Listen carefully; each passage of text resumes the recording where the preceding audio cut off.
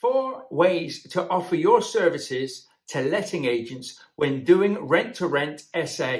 Hello, my name is Mark Fitzgerald. It's fantastic to have you joining me here today. I'm going to cover 4 methods that you can use when talking to letting agents and looking to get rent-to-rent deals for serviced accommodation. But before we start, if you're interested in my 10-step rent-to-rent guide, our 10-step SA, serviced accommodation guide, or our deal analyzer, which will help set you up in all of these strategies and also in a rent-to-rent business, then go to the propertyunleashed.com now, and you will be able to download these free steps, these free tools, these free resources there. We also have a rent-to-rent free masterclass training that you can work your way through just to help you, just to make sure you're on the right track. But let's go through these 4 methods that you can use when talking to letting agents and looking to take on rent-to-rent properties.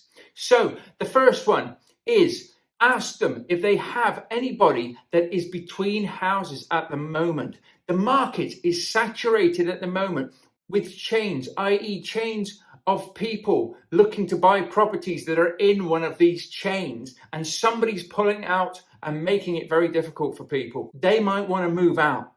So at the end of the day, you could find a serviced accommodation house and you could put people up for 2, 3, 4 months. Short-term lets, in a sense, work really well for this, and they help people to be able to move. Yeah, it's a bit of a pain having to move twice, but you can go in and you can speak to agents about these problems and say, I've got serviced accommodation units, and this is, of course, if you've got the units, and this is how we can work with you. If you have anybody, if you're selling properties, if you're letting properties, you have anybody in between, do they need to be put up for a few months here or there? These are the properties that we have, and we'd be more than happy to work with you. You can potentially pay them a referral fee for this sort of thing, but a lot of the times, particularly if they're an estate agent as well, they'll be wanting to work with you because they'll be happy that you can keep the sales going, that you can keep their commissions in place. So just go in there, build up rapport with them, and start talking to them about that first one. The second one refers to lettings itself. Sometimes if a family or in single lets, people are moving out of properties or they want to move into another property. Somebody's handed notice in on a property that they want, so it's on the market, but it's going to be a couple of months before they can have it. And potentially, again, they may be selling their property and have to move out, or they may be renting a property and they have to move out because they've given notice. Again, you can do exactly the same thing and help work with any letting agents and per se, estate agents as well. So you can house these people for X amount of months in your serviced accommodation businesses. Now, don't get me wrong, you can do this if you're actually just renting out single lets or rooms or anything, if it's only one person in your HMOs, but it's not ideal. You really want to be set up for serviced accommodation, be able to book out a few months on one of your properties, and then after that time period's over, you can continue and you can still take bookings for your weekends and for your weeks away and stuff like that. So it just helps really gather that all in. And if you've got your rent-to-rents in place, then it's great. So step 3, obviously, if you want to build up rent-to-rents, you want to get in there and work with letting agents and things, you can go in there and say, this is what we do.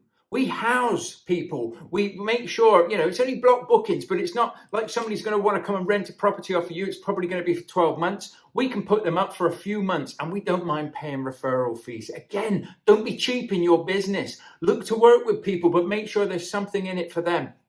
And these are methods and ways that you can work with people and make sure that you're all on the right track. So a lot of the time, what you really want to be working towards, number 3, is getting to be on speed dial for these agents, for the estate agents, for the letting agents. You want to be telling everybody, this is what we do in this area. This is how we operate our serviced accommodation business. And we are here to help and support letting agents like yourself. And this is particularly important if you've just taken on a rent-to-rent deal and you're building up clients and you're building up bookings. It can end up costing you money in the beginning because you've still got to pay these guaranteed rents, yet you might not be getting in enough clients, enough holiday makers. It may maybe a certain time of the year that's not working well for you. So start going around agents now. Start earmarking the ones that you think potentially might want to work with you, or you get along with, or you can build a rapport with, and put these in your back pocket because they're always great for a rainy day. You just never know. If you get hold of a property and you get a couple of bookings, and then all of a sudden a letting agent says to you, I need 3 months.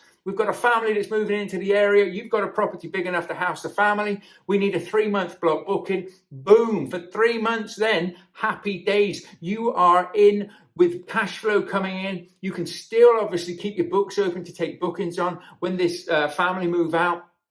And you're building up your business in a really good, safe manner. So a lot of people just think workers, contractors coming in and out of the area. They just think holiday makers, obviously. But there's so many more opportunities out there that you really want to get yourself out there and experience and see for yourself. And if you need help with any of this, we have the ultimate serviced accommodation business builder training program, which will take you from absolute novice to building a 6 to 7 figure serviced accommodation business. It's a fantastic piece of kit. But if nothing else, subscribe to this channel and I'll keep giving you tips and tricks as well to help you on your way. But that training is for newbies, but it's also for people who've started in serviced accommodation and potentially aren't getting the results that they want. Again, check it out on the propertyunleashed.com website.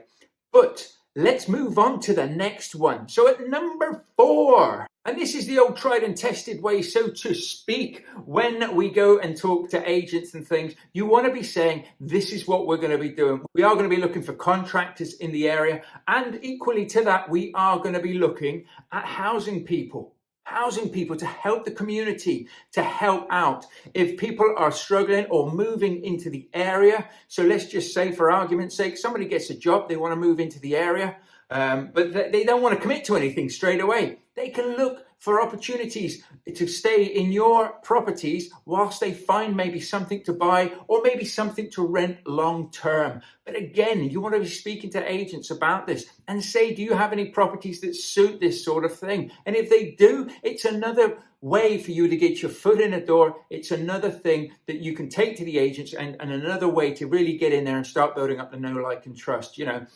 you might not necessarily have any bookings or anything coming your way at the moment, but you could say, this is my company and this is what we do. We offer these different methods in how we run our business. And this is the sort of properties that we're looking to take on. And we can offer your landlord a guaranteed rent. We can offer you your fees guaranteed each month.